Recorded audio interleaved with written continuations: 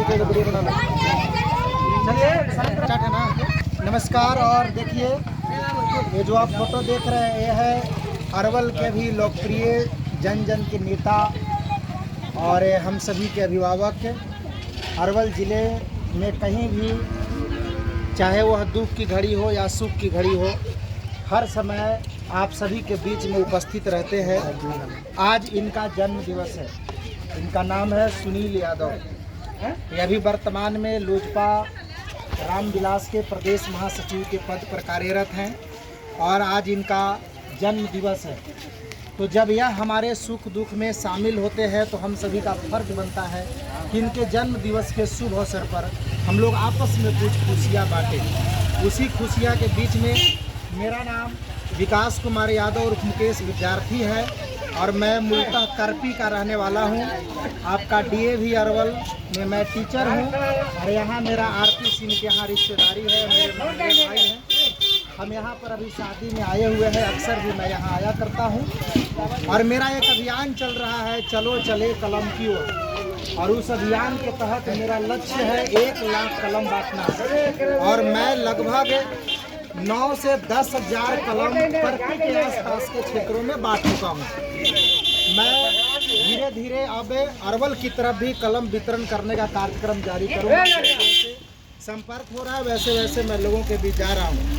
चलिए, आज प्यारे सुनील यादव जी का बर्थडे है और इन्होंने सवाल यह है कि मैं कलम बांटता कहाँ से हूँ। सामाजिक कार्यकर्ता, नेता, शिक्षक सारे हमारे टीम से जुड़े हुए लोग हैं, वो सारे लोग कलम देते हैं, जिसमें सुनील यादव ने भी बढ़ चढ़ करके कलम दिया है।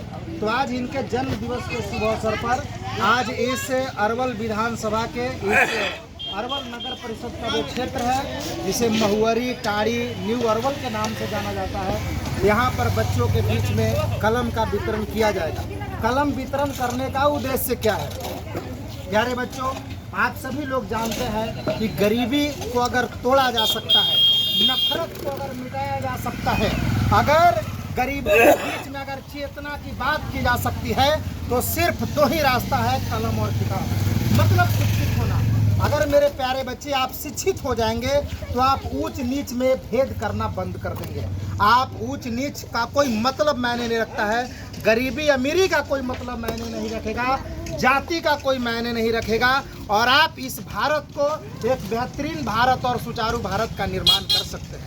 मैं मानता हूं कि जब गरीबी को अगर तोड़ा जा सकता है तो सिर्फ कलम और किताब की क्रांति और चेतना से तोड़ा जा सकता है। वो कलम और किताब की क्रांति का एक संकेत है आपका कलम। ये कलम एक छोटा सा साधन और छोटा सा उपहार भले है, लेकिन पढ़ाई का एक ऐसा साधन है, पढ़ाई का एक ऐसा यंत्र है और पढ़ने का एक जरिया है, जो संकेत है, एक जागरूकता है, जिसे कलम दे करके आपको जागरूक करने का काम किया जाएगा।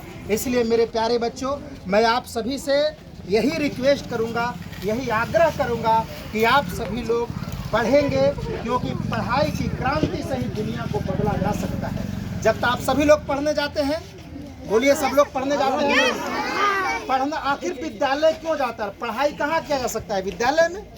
पढ़ने के लिए लोग कहाँ जाते हैं?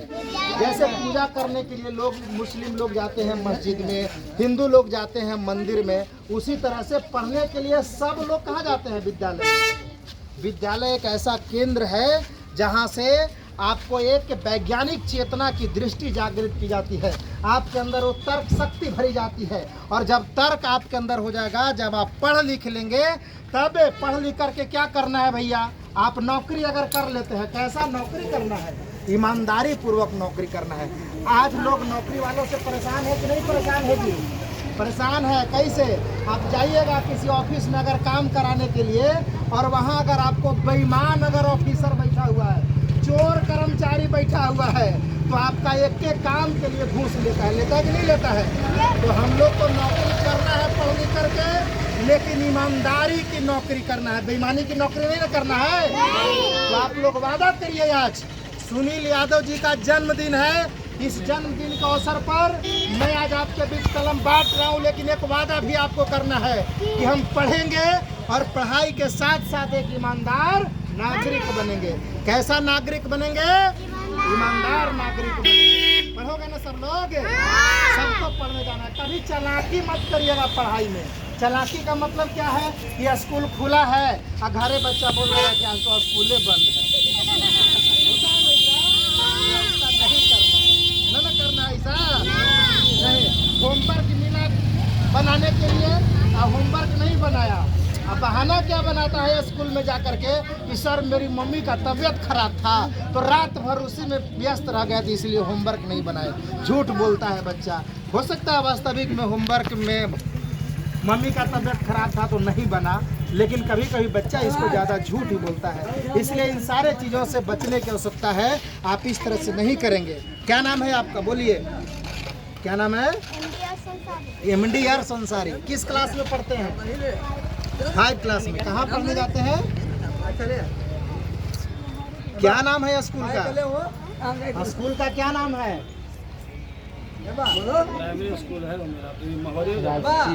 अच्छा, सरकारी स्कूल है। अच्छा, स्कूल का नाम याद रखना चाहिए ना। चलिए, कोई कविता याद है आपको? कोई कविता याद है जी? नहीं याद है? हाँ? अच्छा, बताओ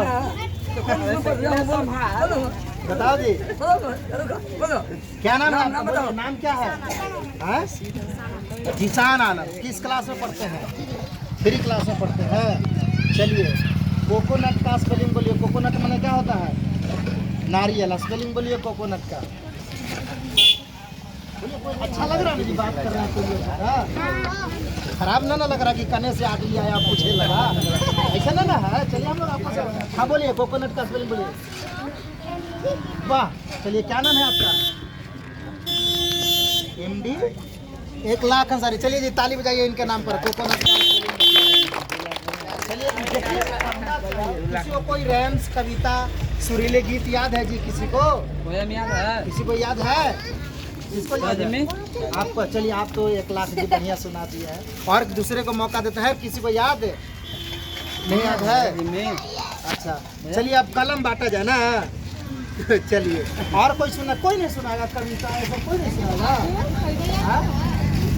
अच्छा बताओ जी, कॉन्सोनेंट क्या होता है? कौन बताएगा? हाँ बताएगा। 21 होता है। कितना होता है? याद है? कॉन्सोनेंट का स्पेलिंग कौन बोलेगा? कौन बोलेगा कॉन्सोनेंट का स्पेलिंग? याद नहीं है? नहीं है। वॉवेल 5 को नहीं है। कंसोनेंट का बोलिए। क्या कमा रहा है? कंसोनेंट का स्पेलिंग बोलिए। CONSONANT। कंसोनेंट में जी, कंसोनेंट को अंग्रेजी हिंदी में क्या बोलते हैं?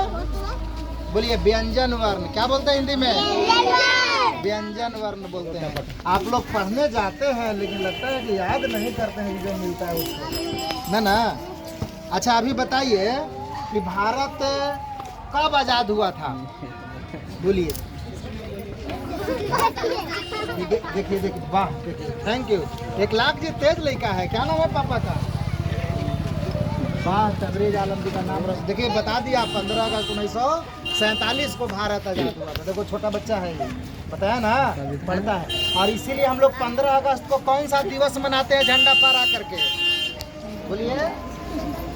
15 अगस्त स्वतंत्रता दिवस मनाते हैं। कौन सा दिवस? स्वतंत्रता दिवस मनाते हैं। चलिए ठीक है, लाइए कलम, लाइए अनमोल जी। सबको मिलेगा। हाँ, सबको मिलेगा। आराम से कलम लीजिएगा। अब सुनो, स्टॉप कर दो इसको।